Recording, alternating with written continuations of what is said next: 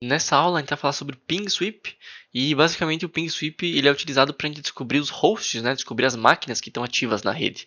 Então, ao contrário do Nmap, que a gente já sabe, o IP específico, por exemplo, e a gente tenta identificar as portas, aqui a gente vai identificar somente os hosts que estão ativos e a partir daí sim a gente poderia usar um Nmap em cima dessa lista, tá? Então vamos lá, que essa aula aqui também é prática.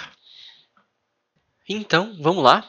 Para começar, a gente pode simplesmente pesquisar na internet um ping sweep Linux, certo? É a forma mais fácil de pegar o comando. É claro, a gente pode simplesmente lembrar, não é um comando tão difícil, mas é mais fácil só vir aqui e copiar do que a gente lembrar de cabeça, tá? E aqui que esse scriptzinho faz, né? Você já tem um entendimento do Linux, ele basicamente vai rodar dentro de um for pelo endereço de IP, né? No caso aqui ele está rodando pelo número, né? Do 1 ao 254, que nesse caso a gente vai substituir aqui nessa variável, que vão ser os endereços de IP que a gente vai testar.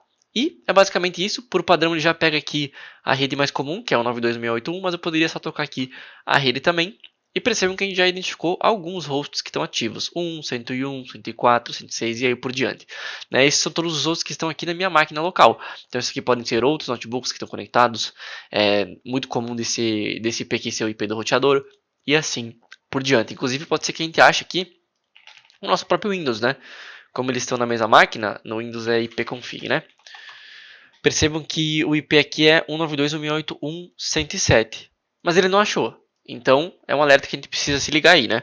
Achou vários, mas não achou todos. Né? Por quê?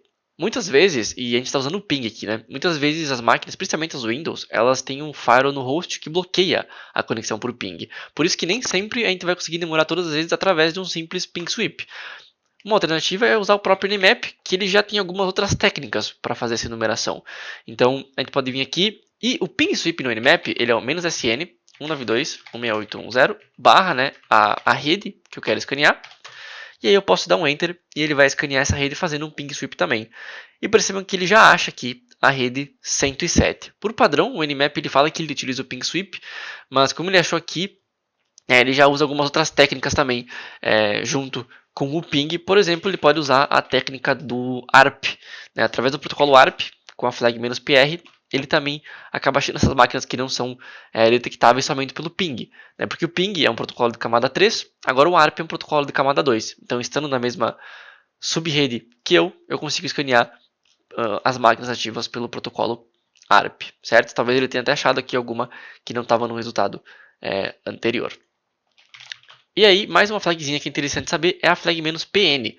A flag "-pm" ela não usa ping, tá? Porque é comum que às vezes tu vai escanear um host, por exemplo, a 107 aqui que é meu Windows, e o Nmap ele não tem nenhum retorno através do ping e não consegue identificar que aquele host está ativo. Mas às vezes o host está ativo. Então a gente usa a flag "-pn" para ignorar o ping e fazer com que o Nmap ignore, mesmo que ele deduza de alguma forma que aquele host não está ativo, né, que a gente força ele a entender, sim, o host está ativo, somente escaneia as portas para mim, independente do que tu acha ou não. Tá? Então, para isso que a gente usa a flag "-pn", isso é muito comum quando tu está escaneando aí, máquinas Windows também. Então, essas são as principais, a "-pn", a "-sn" e a "-pr". E aí também tem o for. Né? E também tem a opção de for para o Windows, se não me engano até aqui, ó, que a gente pode utilizar aqui no Windows. Vamos ver se ele pega aqui no CMD, por exemplo.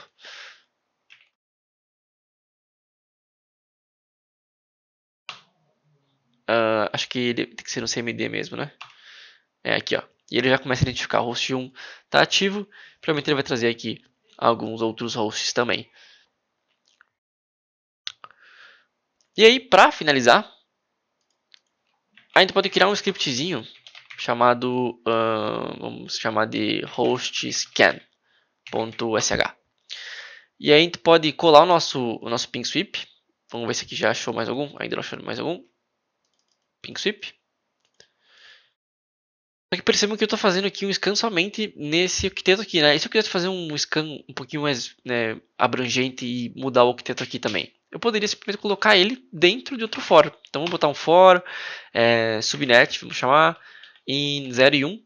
Então eu quero escanear o host 0 e o host 1, né? Uma máscara barra 23 aí, em vez de ser barra 24. Aí eu dou um do, aí que eu posso dar dois espacinhos para fazer uma indentação. No caso, um tab, né? Serve também, mais fácil. Estou fazendo ping, preciso substituir aqui a variável, então eu posso chamar de subnet, por exemplo. E só fechar aqui com o done e pronto. Agora a gente pode dar uma permissão para o nosso arquivo e executar ele. E ele não funcionou porque, talvez eu tenha que chamar com o bash aqui, que às vezes ele não entende direito que eu estou querendo executar com o bash porque eu não coloquei o shebang aqui em cima, né? Então vamos tentar executar com o bash e ver se resolve. E aí, resolveu. Mas eu poderia vir aqui também e botar um bin/bash, que a princípio é para funcionar. E uma exclamação aqui. Vamos ver se ele funciona assim.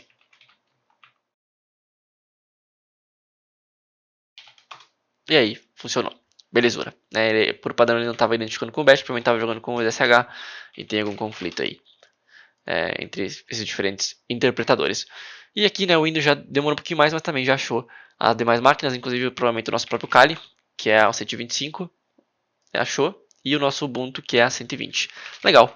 Então, basicamente é assim que identifica quais hosts estão ativos, né, pessoal? Então, agora a gente identificou os hosts ativos, a gente pode criar lá uma listinha chamada hosts.txt, e aí a gente pode usar um nmap para ler, né, a entrada de um arquivo específico. Inclusive, vamos até fazer isso. Vamos ver se eu lembro qual que é o comando, né? Bom, vamos lá, vamos executar aqui o nmap de novo. "-sn, para identificar quais são os hosts ativos. E vamos clicar aqui, criar um host.txt. Né? Claro, eu podia automatizar isso também com alguns comandos, mas vamos botar na mão. 104, o 107 e o 120, por exemplo, tá? Vamos pegar os que a gente já sabe, 107 é minha máquina, 125 é o próprio Kali e aqui, beleza. E aí a gente pode passar para o nmap e vamos ver se a gente lembra a flag para passar por arquivo, né? Os hosts. "-il, tá aqui, ó, input file name, simples assim. Então, nmap "-t4 "-il hosts.txt. Opa, hosts.txt. E aí ele vai executar os hosts. Então executou aqui no 125, trouxe todas as portas fechadas. No 107 trouxe essa porta aqui aberta do BitTorrent. E na 120 identificou os hosts que a gente já tinha identificado, né? Lembrando que teria que usar a flag "-pn para identificar aquela outra porta que é um pouquinho menos comum, né? Que não está na top 1000. Então, basicamente é isso. E eu vejo vocês na próxima aula.